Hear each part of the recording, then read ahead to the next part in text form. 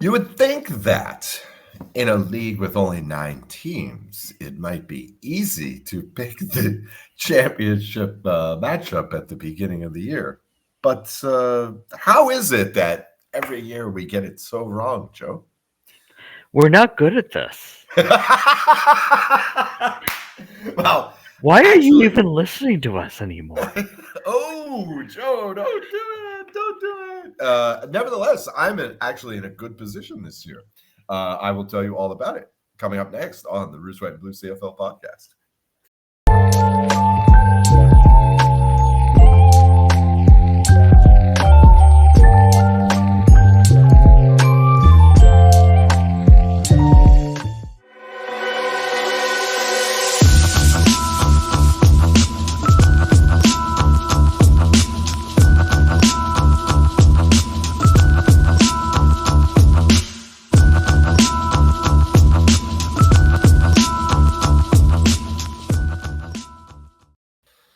Welcome to the Rouge, White, and Blue CFL podcast. American stock and Canadian football. This is a Shotgun Sports Network production. My name's Oz Davis. I'm the co-host of the show, as I have been for 10 or 11 postseasons now, along with my co-host Joe Pritchard, who I guess still needs to know some of the rules of podcast production. Like, don't tell your audience not to listen to you, for example. Well, let's. To be honest, it's really me because my predictions this year have just been god awful and really Uh-huh.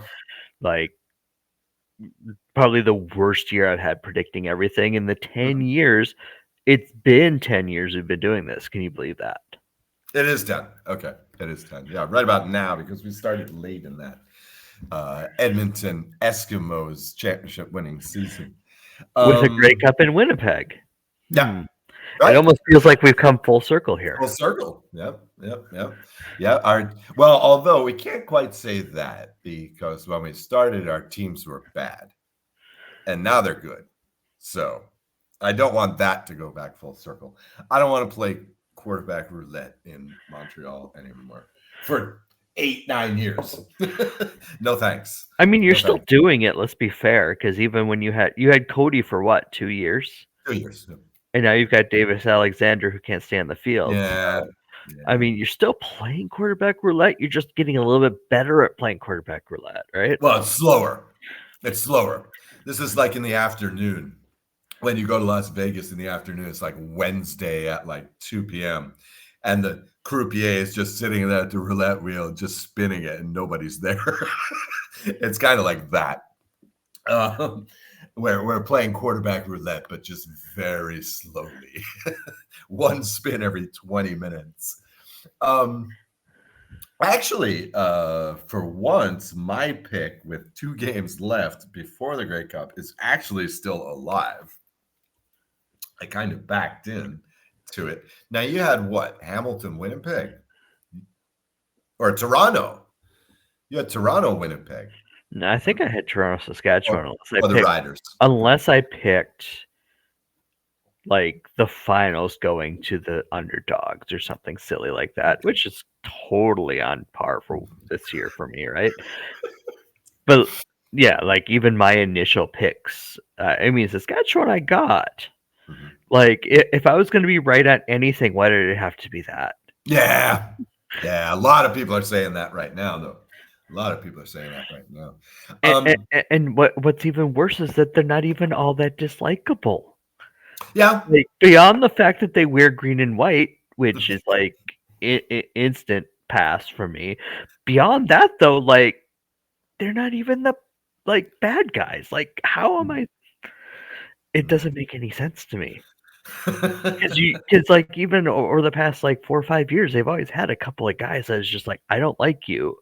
Yeah. I'm happy your team is losing. Like, Yeah. they don't even have that going on right now. No. Yeah. The face of the Riders, right? Well, okay. All right. I've had a grudge against their starting quarterback for a few years. But I guess I don't hate the man. He'd just drive me crazy if I don't have him on fantasy. Okay. Well, we're getting off a bit late. Typically, we would have done this on Sunday, but Joe's life is purgatory at this point. So, And I'm preparing to leave to go to the Grey Cup, and like right, nice. then I have a lot of life events happening in November. Like Grey Cup is actually really inconvenient for me. It Damn it! Change like the. one year I had booked it like in like August, Mhm, and then by like September, October, it was like all of a sudden we have to sell the house in like 2 months, and like I'm mhm, gone the mhm. week that their staging is. Like I still don't know how I'm married after that one, but like I had that booked Oh, for 3 months. It's like, what am I supposed to do? Not go? mhm, mhm, mhm, mhm, mhm. Also, if Yep. I would have not gone to that one, I might have just quit. Like, because that was 2019. If I didn't go to that one, I might as well have just quit going altogether. Yeah, what's the point at that point? Um, I'm sure you have finer qualities, Joe. Grey Cup slash CFL addiction aside. Well, I mean, let's be fair. Like the first big trip we ever took was in the car from Wisconsin to Winnipeg and then to Regina with friends. Mhm. So like she was forewarned. Right, right. This is a taste. Right. Okay. So we're getting off a bit late, but I did want to discuss the semifinal games in brief. Uh, Couple of really nice games. I mean, we were talking about last week. We were talking about the Canadian triple header that you had last weekend involving these two games, and then the dreaded Dodgers Blue Jays game 7 at the end. And wow, certainly got your bangs worth, your bucks worth, right, on those 3 games, Joe. Did how much of the trilogy did you get? I watched the full East semi. Oh, nice. Uh, Caught some of the end of the West semi Mhm, live. mhm, I went and caught up a little bit later on too, but mhm. like my life wasn't conductive just sitting there for 9 hours straight and watching Canadian sports. It's Yeah. unfortunate, but that's the way life is right now. Yeah. That's And like quite. the hell if I was rooting for the Blue Jays or the Dodgers, so I took a pass on that one and let Yeah. everybody else, enjoy that one. Yeah. Yeah. Yeah. Yeah. I hear you on that one. Um, so I just wanted to touch on this real briefly. This is another prediction that we whiffed on the finer points of. I recall I took Montreal. Joe, you might have taken Winnipeg, but I thought for sure that No, I this would took be Montreal. you were going with Montreal. The result of the game was no surprise. Um, but getting there certainly was. I mean, 75 points scored in this game. I was quite surprised about that. Um, I was also, I was pleased that that the Bombers of the last 5 years made a cameo in about the first 5 minutes of the third quarter. So yeah, the we third could quarter say itself. Yeah. our proper goodbyes. Yeah. The third quarter itself. I mean, you scored 21 points in that third quarter and no touchdowns in the rest of the game. So Mhm. it's like, so it's like, wow, yeah, that was the compressed, teens bombers right there, or early 20s bombers, let's say, right there in that third Taking quarter. advantage of other teams' mistakes? Like, how Uh-huh. dare we? Uh-huh. Uh-huh. Yeah. Yeah. First 3 drives, a 3 and out and 2 turnovers. Very nice by the Alouettes offense. However, that was really the only blemish on the day for any aspect of this team. But my question for you, Joe, is that I'm sure this is the question that's probably still on the minds of Bombers fans is why does Tyson Philpott hate the Bombers so much? It's completely my fault. Corey Philpott like ran away with the '94 Grey Cup. I was watching and Mm. rooting against him, and like ever since Mm. then, that family's haunted me. It's totally on me. Nothing to do with anything else. It's just if they're playing against my teams, they will kill us. Wow. Wow. Hey, but thanks, Joe. We can really use him. Um, I don't know. As you said, we only saw flashes of this great Bombers team in the past. Um, in this game in the third quarter, what do you see for the Bombers going forward? I mean, this is not quite the decline that everybody expected, but I mean, are we rebuilding? Are we resetting? Like, what happens next year? Zach Caleras, I guess, will be back. I Yeah, don't he see why seems not. to be interested in returning, and he had an contract extension through 2026, which is all well and good because the Bombers don't have a future plan at the moment. That's obvious. Mhm, Taylor Elgersma is a future because they haven't signed him yet. He may try at the NFL route for a year or two more, but he hasn't. mhm. Ever since he got cut by Green Bay, he has not been on an NFL roster, like a practice roster or anything of the Right, sort. So right. that may be a thing that happens next year rather than 3 years from now or what have you. Um, Chris Trevler took an ACL injury the final week of the season, so the question of his health going forward is on the table, and whether he's still got it in him to try to make a comeback again.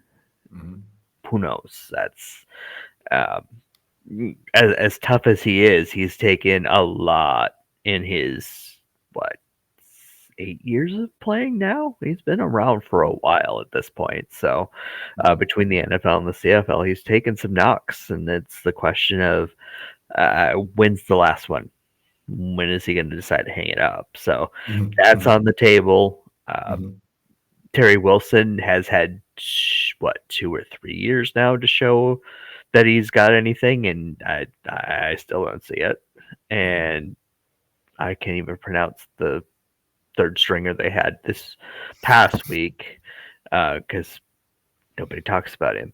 So whether or not that they have the future in house, Zach playing one more year can't hurt to Mhm, bridge the gap. mhm, They'll mhm, have another year to see if they can find somebody else, or just try to ride him as long as they want to. I mean, I could see this team just trying to keep patching and patching and patching for a couple of years too before mhm, the whole management team just goes eventually. I could see mhm, that. Um, mhm. there's like 33 players that are free agents. So if they want Yeah, to, I mean, that's most teams most years though. yeah, yeah. That's a And pretty cool number. who they sign in January is going to be very indicative of the way they want to go. They could really just clean house and start fresh, which almost might be the best thing to do because they still have a bunch of starters over 30.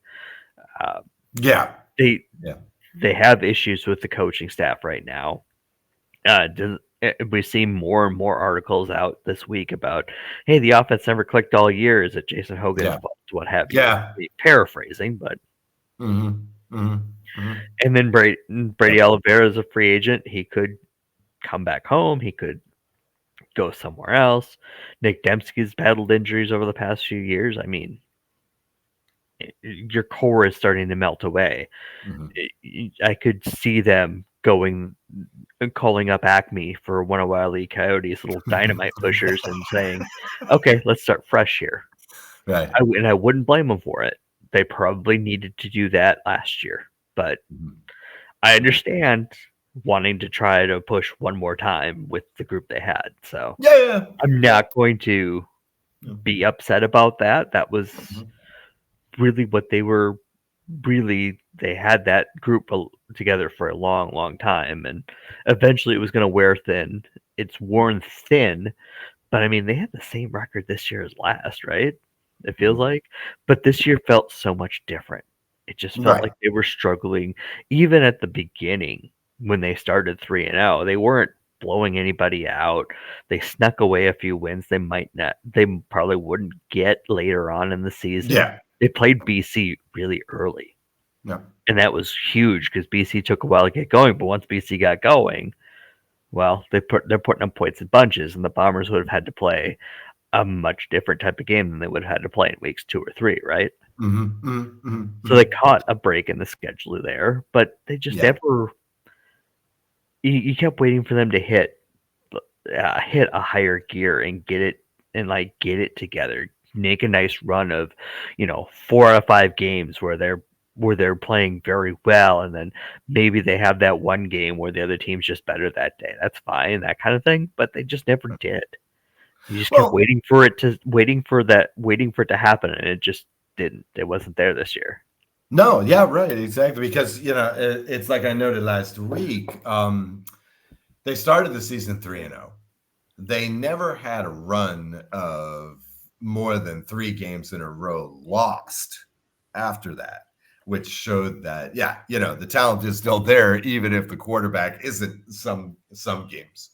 But this is not an incompetent team. But on the other hand, after that, they never won more than 2 games back to back for the rest of the No, and they season. won a few games they So, didn't deserve to win, and they lost a few games they probably should have won, and yep, yep, the yep. the cohesiveness and Hmm. hey, you're gonna need to make your best punch to beat us. Hmm. Gone. Hmm. Hmm. Hmm. Yep. Okay. So, as they say in baseball, Joe, wait till next year. Um, the I don't wanna. also, also from the bad predictions from Joe and Oz department. Last week, I pointed out that one of the prime weaknesses of the Owls against the Bombers might be Stevie Scott in the run game, facing one of the better run defenses in the league. And Yeah, our man, where was that anyway? right, I didn't exactly. see any run defense. Well, our man who had been going for about 33.3 yards per game goes for 162 in this game and a couple of touchdowns. Philpott had a couple of touchdowns. I don't want to run the victory lap too much here, but I mean, this was really the Alouettes playing to the full potential.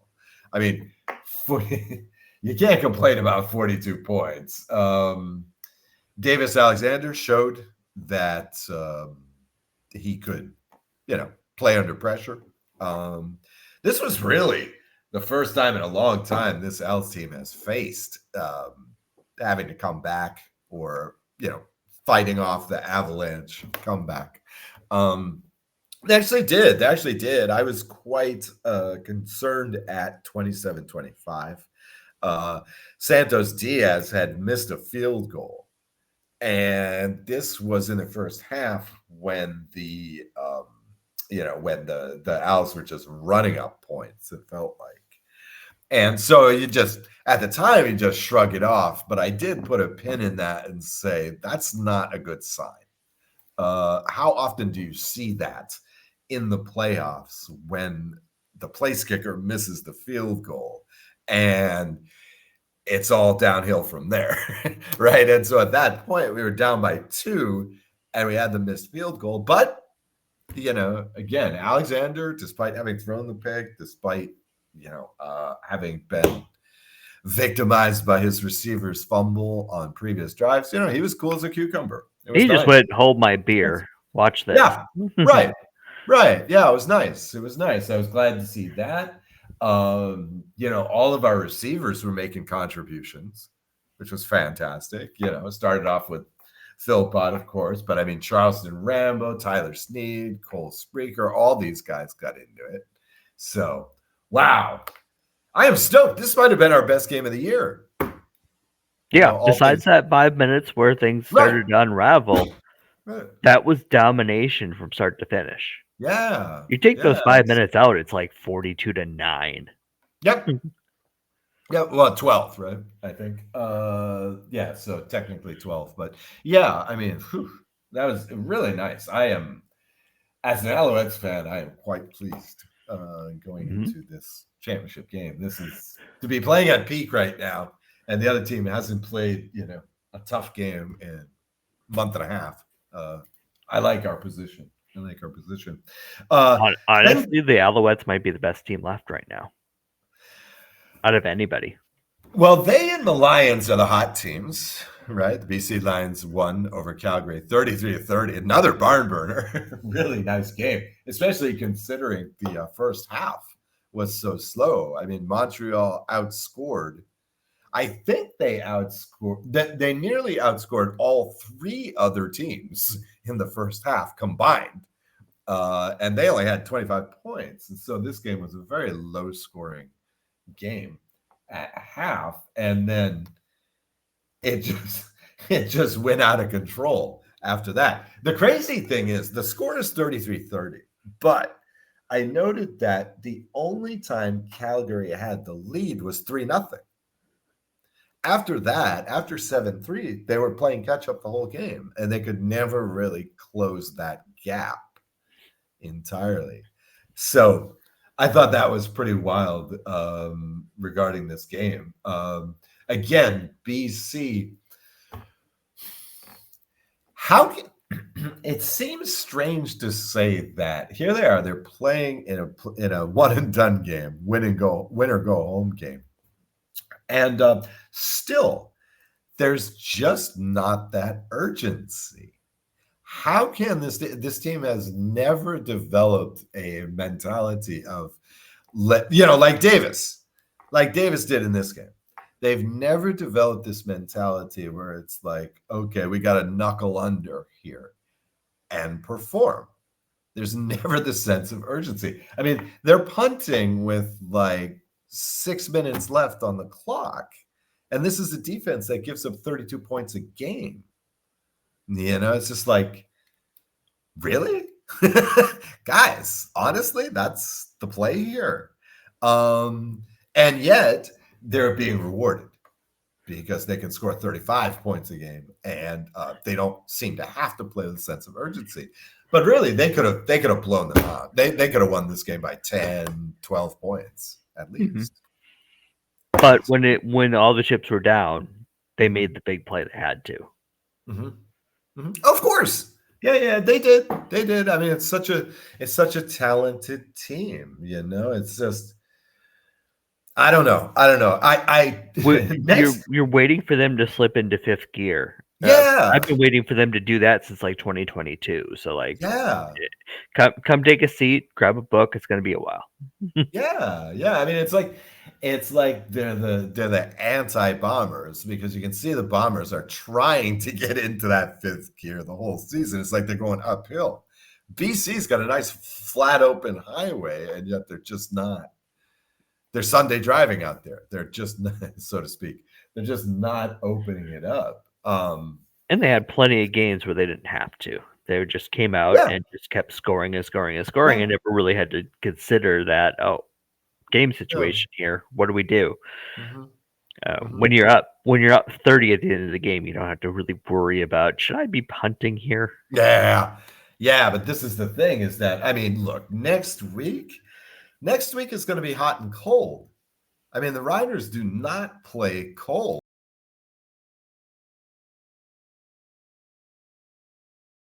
Time. It doesn't matter how far they're down or up. They're always running hot. And we're going to have this BC team that's just, not unflappable would be the nice adjective here. Wow. Okay. So I don't know if you were watching it live, but it was pretty wild. I was expecting, again, bad predictions. I was expecting Vernon to maybe make some mistakes here. He didn't actually make any bad turnovers, but this thing at the end of the half was an absolute disaster. Oh, I mean, they left 3 points minimum on the field, and they lost by 3. Oh, like, of course, butterfly effect after halftime. I mean, if they'd have kicked that field goal, maybe there's different decisions down the line. But like, you'd look at that and go, yeah, that's not the way that needs to go here. So, I mean, wow. I mean, I had this written in my notes at the end of the first half. It's like, ooh, they're going to pay for that. And not really. I mean, the way things panned out, because there were so many points scored in the second half relative to the first There half. were so many other choke points that could have Right. gone one way or the other. Right. That one And was the obvious yep. screw up Yep. that cost them X amount of points, and they Yep. lost by X amount of points. Right. That's always going to attract a lot more attention than it would have if Calgary had kicked the field goal at the end of the game to win. Right. Right. Right. Right. Yep. Yep. And Renee Paredes missed an extra point. Mhm. There's more butterfly effect with you. But again, like I swear to God, every time I see that, that spells doom to me. The place kicker misses the kick. Anytime it happens, I'm just like, uh-oh, we're gonna lose. Right. Okay. Well, let's talk about next week's games. Okay, now you're out for the cup next week Mhm. after these games. Yep. All right. And okay. You're gonna enjoy yourself, right, Joe? That's the plan. Like, why go if Okay. I'm not gonna enjoy myself? Okay. Well, I mean, because of all these potentially empty social events happening up there this weekend. Okay. Well, I wish you luck on that. But all right, let's talk about who you might see.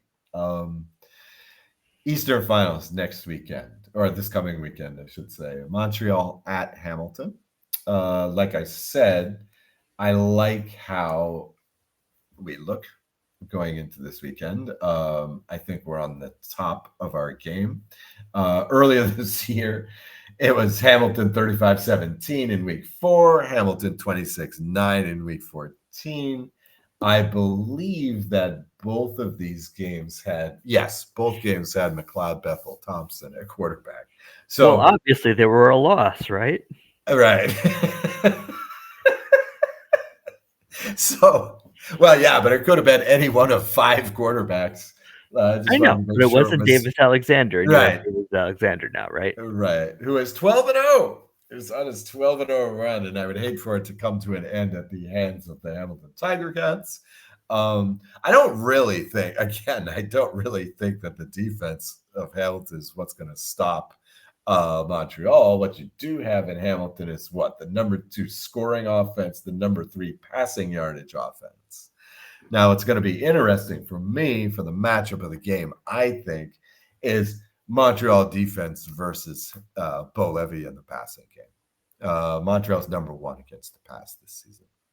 And they faced a lot of pass this season, too. So, good, impressive statistic here. But I think that's the key to the game. Now, all right, well, let me ask you, Joe, what's the case for Hamilton? What's The case for Hamilton Mhm. is that they've been together more. They've Okay. had more cohesion. Uh, they haven't dealt with injuries all that much, Mhm. and their passing game, when it's on, can be dynamic and can make other defense and can make the scoreboard spin, Yep. much in the way that BC can do it. Right? Yep. Yep. Yep. Yep. Yep. It's I true. mean, that's your It's true. case there, but on the other hand, I almost feel like the roles are reversed Mhm. from the West Final because the team that lives and dies by spinning the scoreboard is the home team in this case because Montreal had such terrible injury luck at quarterback this year. But I think they're the underdog in this one, honestly. I mean, That's a if I'm in Hamilton's shoes, I'm really happy I have Bo because Bo's been there before. Mhm. At the same time, they're not the better team this week. They just aren't. Wow. Okay. Yeah, Hamilton, by the numbers, by the book, as we're recording this on Tuesday night, U.S. time, the game is 3. Since Montreal is a 3-point underdog. However, that's at even money. So the book is not extremely confident in Hamilton as favorites. You say that the team's been together longer, but geez, Joe, I mean, aside from our quarterback, this is more or less the same lineup that won the Grey Cup in Montreal. I mean, Yeah, Davis is literally our and only new and Dave face. and Davis is Yeah. when he's in there. is the spark plug that makes that engine go, right? Yeah. That's Yeah. that's the advantage you have, and also the liability you have. Mhm. Because if he decides to, because if that spark plug decides to go out, I don't like your chances. Well, I do like our chances against Hamilton defense, who has not been stopping anybody this year. Number 6 against the pass, and it looked a lot worse than that. I mean, the numbers will tell you that there are 3 teams worse than them, but I aside from the usual suspects, I don't think I could tell you off the top of my head. I looked it up, so I know that actually Winnipeg was worse against the pass than Hamilton by the stats this year, but it didn't look like that to me. I'm going to tempt fate. As I said at the top of the show, at the beginning of the season, I picked Saskatchewan, Montreal. My bad pick is that I had Hamilton out of the playoffs. A lot of that was out of spite and foolish And the thought faith. that Toronto would be a functioning franchise this year. Right, and that Ottawa would be a functioning, and that Ottawa would feel See, the that's damage. where we really got it wrong. Like Right. Toronto just blowing up this year. Yeah. I don't think anybody had that. No. But No. yeah, we gave Ottawa credit at all, which is too much. Toronto was the bracket buster, basically, as they would say in the tournament. I think almost everybody had Edmonton in 5th as well, and most people seem to have the Riders. There were a certain couple of Stampeders podcasts that picked Calgary, but I think almost everybody I saw had. And I mean, they Saskatchewan. almost had that. Let's give them Yeah. credit because nobody else saw that coming. Yeah, oh, yeah, no. Yeah, most folks had Calgary 4 or 5, somewhere in that area. But my pick's still alive, so I'm taking Montreal. I'm taking Montreal. I'm jinxing it, but this team Well, looks a lot like our Grey Cup team. I'll join you in jinxing it. All right. Montreal, and I'm not even all that worried about it, especially given the East Final tends to go to the road team in this decade. So let's just keep that rolling too, shall we? Yeah, I'm not so sure it's about the home field advantage. Again, it's just I keep coming back to this because it's true, is that it's the hot team. It's the hot team Yep. factor. And injury luck and what have you too. But Yeah. right now, Montreal's on the plus side of that because Davis Alexander's playing. I mean, it's that simple. Right. He's the guy we've been waiting for. And I needed to see proof of it, but I've come around. Yeah. But he's the guy we've been waiting pretty much the last 5 years for, like the new kid in town. Because Saskatchewan has got a vet, Calgary's got a vet, BC. Okay, Nathan Rourke's the other one in the last 5 years. Yeah. Winnipeg's got a vet. Edmonton's got a vet. Mm-hmm. Hamilton's got a vet. Montreal's got Davis. Toronto, a vet. Either which way. Although Ted Kelly might be considered this last 5 years if he comes back and plays anymore, but he might be done. You just never know. I mean, if you have an injury lingering that long, maybe that's worse off than anybody possibly thought. Yeah. And then Ottawa, yeah, Ottawa's got one of the new kids in town too, but he hasn't turned out to be what everybody was expecting him to be. Yeah. Whether or not that's Ottawa's fault or his fault or part of both, it's just not there. Like the two new superstars in the league right now, Nathan Rourke, the more established one, and Davis Alexander. And we've been waiting for a long time for this veteran group of quarterbacks to age out and new blood to take their place. Well, this is a step toward that new blood taking over. How old is Bo Levy? 30? Older than that, he was starting in like 2013 at the end of the season, wasn't he? 2013. Yes. Yes. Yeah, which means he's okay. probably like 35. Yeah. Okay. That's back on the napkin math, but yeah. I like that. Just making the assumption that he's like, okay, if he's 22 when he started then, it's been 12 years. So that kind of thing. Right. And now I'm curious. 35. 35. Bang. Wow. Hey, Wow. look, I got Okay. something right Nicely this done. year. Mark it down. Yeah, but that's not a prediction. So That was a I guess pre- on something. I predict he'll be 36 next year. How about that? God, I sure hope so. He'd guarantee that one. All right. So on the other half, of course, we have Saskatchewan hosting the BC Lions. As we've mentioned recently, Saskatchewan went wire to wire this season in the West, more or less. 37-18 won the Riders over BC in week 4. Same as that Hamilton Montreal game. BC won 27-21 in the last week of the season. Of course, the Riders weren't playing the full complement of players. Saskatchewan has not had much problem with anybody this season, except for the Stamps, for some bizarre reason.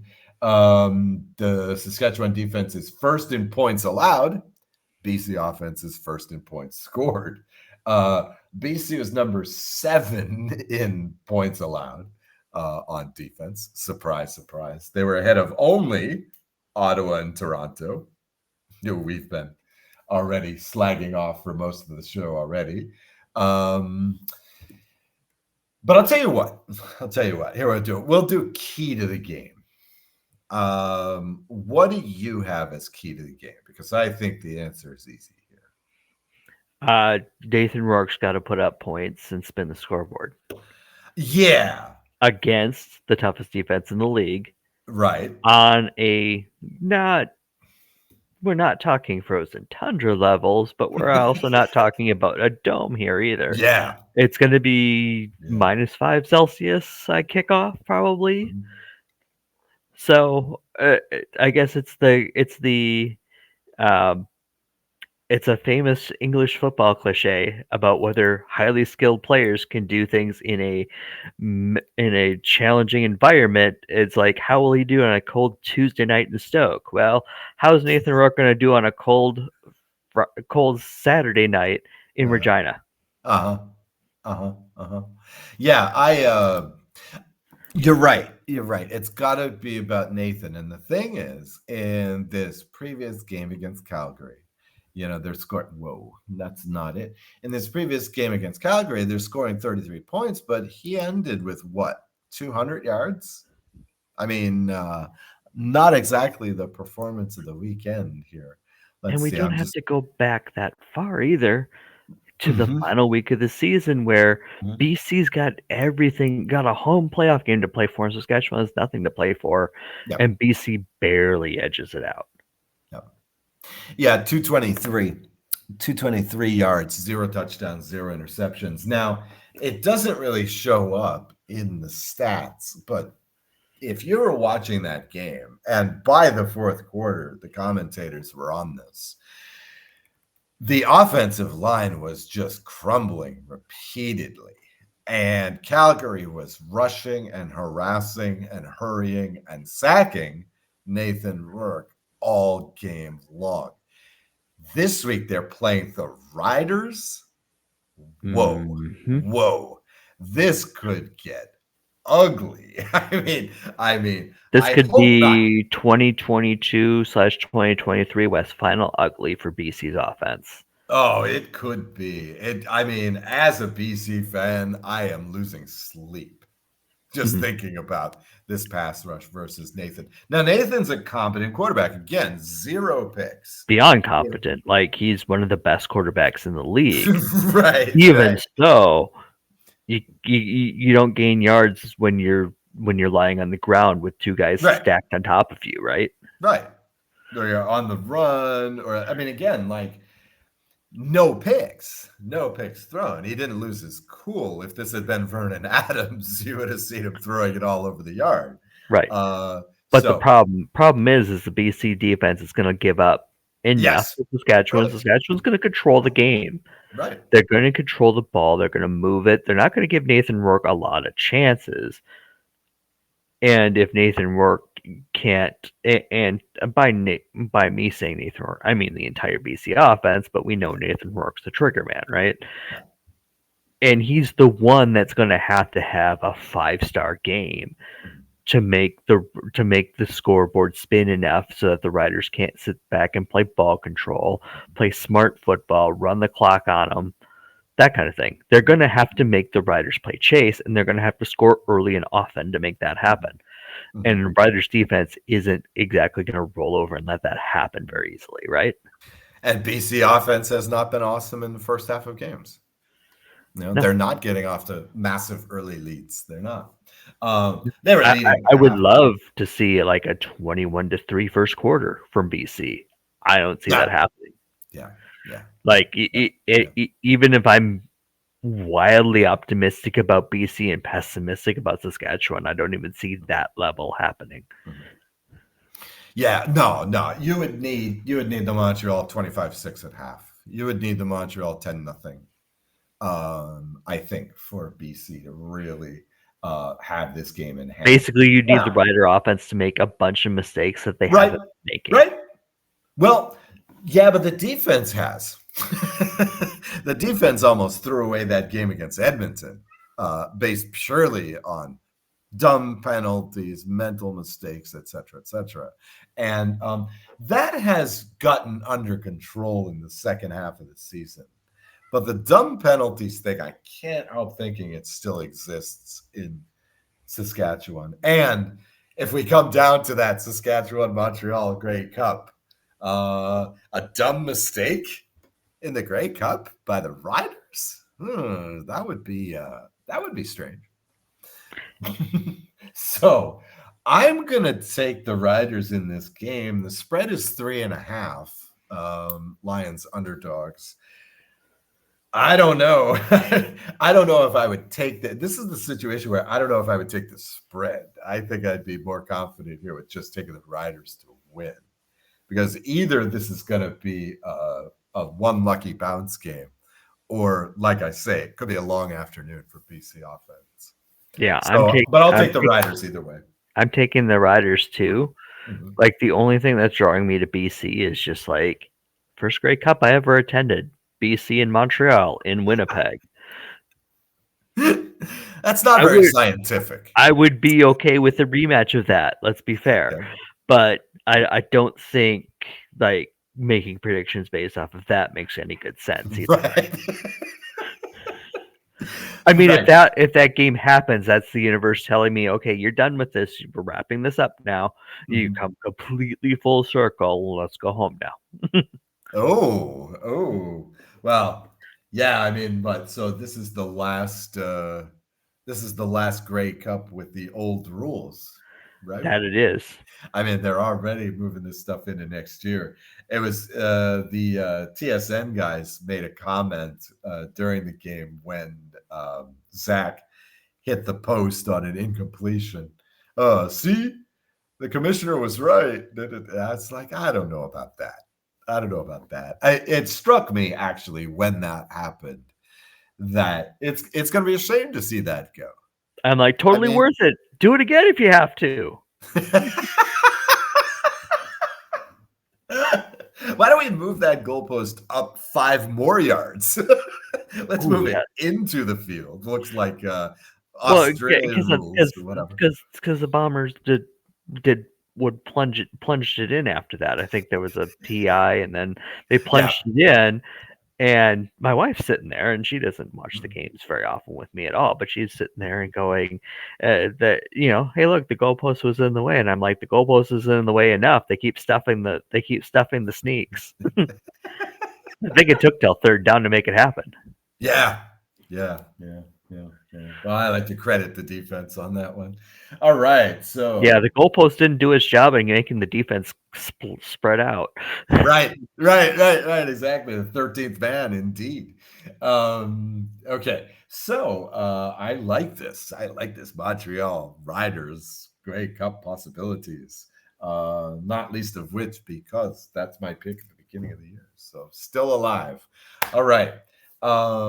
We will wrap it there then. Joe, have fun if we don't do this. I mean, we may still do this next week, but if we don't, have a lot of fun at the game. I am jealous. We're expecting your dispatch the fan experience right here on the Rouge, White, and Blue next time, or 2 times from now in 2 episodes. But have fun, Joe. Should be great. Yeah, looking forward to it. It's always a Great. good time. It's why I keep doing it. Fantastic. All right, here we go. 2 more games left. Enjoy the games, everyone. This show will return in some form next week, with or without Joe. And yeah, let's go.